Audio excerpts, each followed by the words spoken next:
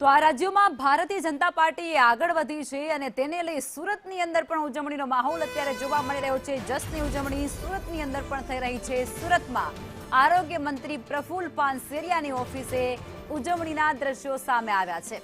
કાર્યકરોએ ફટાકડા ફોડી અને જીતની ઉજવણી કરી છે। ભાજપ આગળ આવતાની સાથે જ સુરતમાં જે કાર્યકર્તાઓ છે તેમાં પણ અનેરો ઉત્સાહ જોવા મળી રહ્યો છે।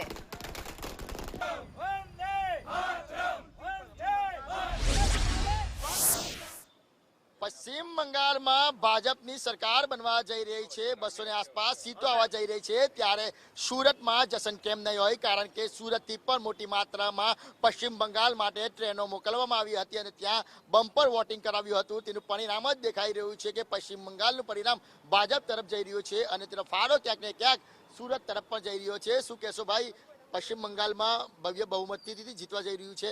ભારતની આઝાદીને 79 વર્ષ થયા। આ પ્રથમવાર હવે અત્યારે પશ્ચિમ બંગાળના લોકોને સુશાસનનો અનુભવ થશે। આજ સુધી કોંગ્રેસે 30 વર્ષ રાજ કર્યું, લેફ્ટવાળાએ 34 વર્ષ કર્યું અને તૃણમૂલ કોંગ્રેસે 15 વર્ષ કર્યું। એમણે આપ જોઈ રહ્યા છો પશ્ચિમ બંગાળને ક્યાંથી ક્યાં પહોંચાડી દીધું। એમણે અર્થ પરથી ફર્શ પર લાવી દીધા, પણ હવે ખરા અર્થમાં એ લોકોને સુશાસનનો અનુભવ થશે।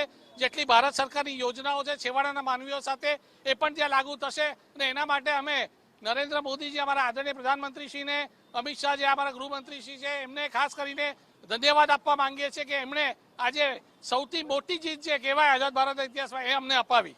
શૈલેષભાઈ, શું કહેશો? ભવ્ય જીત, કારણ કે સુરતથી પણ ટ્રેનો મારફતે વોટિંગ માટે લોકોને મોકલ્યા હતા પશ્ચિમ બંગાળ।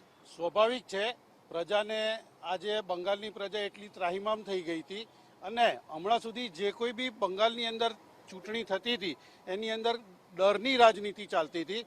આ વખતે એસઆઈઆર અને આદરણીય ગૃહમંત્રી શ્રી અમિતભાઈ અને મોદી સાહેબના સૂચનથી ત્યાં આગળ છે તે જે રીતે સરકારે કેન્દ્રના કેન્દ્રીય બળોને ને એ લોકોને મૂકીને જે રીતે મતદાન કરાવડાવ્યું, એટલે ભયમુક્ત મતદાન થયું છે અને આ જે પરિણામ છે એ ભયમુક્ત પરિણામની જ આ સંભવ થયું છે।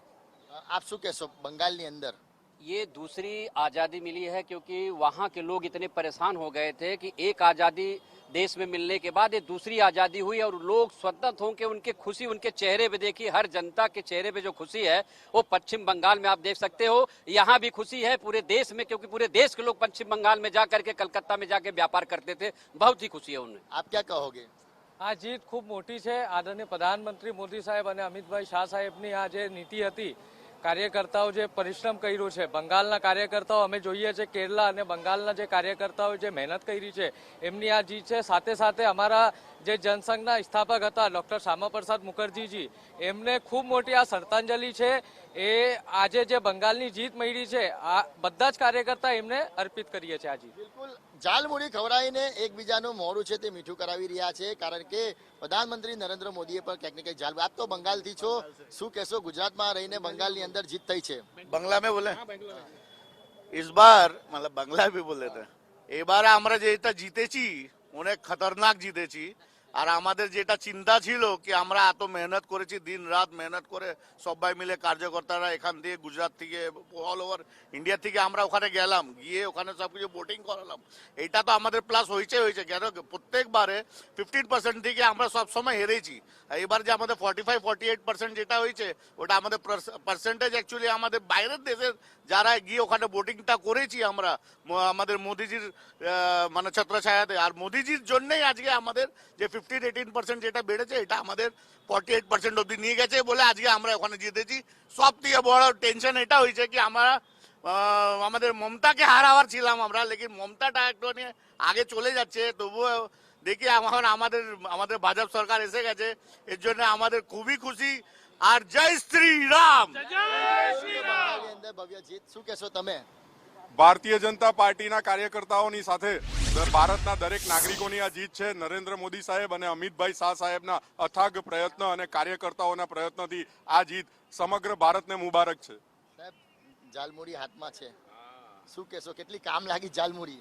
ઝાલમુડી આ બંગાળમાં હું પણ જ્યારે એકવાર ગયેલો ને ત્યારે આ ખાસ મેં ઝાલમુડીમાં દીકરાએ કીધું કે ત્યાં ખાજો જ, અને એ ઝાલમુડીનું આજે જે મોદી સાહેબે ખાધીને એના પ્રતાપે ત્યાં આગળ લોકોના મનમાં એ લાગી ગયું કે આ આપણા સાથે કનેક્ટેડ નેતા છે, મોદીજી લોકો સાથે કનેક્ટેડ છે, અને એના માટે હું ચોક્કસ બંગલામાં જ કહીશ કી ભારો શાદ આ સ્વાદ અમને બહુ ગમે છે. આજે અમારે પ્રથમવાર આપણે પૂરેપૂરી બહુમતી મળી છે અને બહુમતીથી પણ બમ્પર જીત મળી છે. એ દરેક કાર્યકર્તાની મહેનત અને એટલે આપણે જે આટલા દિવસ તનતોડ મહેનત કરી એનું આ પરિણામ છે.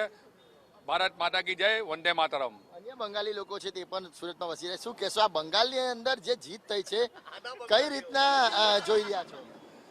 आज श्यामा प्रसाद मुखर्जी का जो बलिदान हुआ था उनका सही मायने में देखे तो एक बंगाल में कई वर्षों के बाद जीत हुई है और मेरे जैसे हजारों कार्यकर्ता, सैकड़ों कार्यकर्ताओं का सपना साकार हुआ है और जो तानाशाही था ममता की तरफ है वहाँ बंगाल में वो अब खत्म हो गई और नया सुशासन आएगा.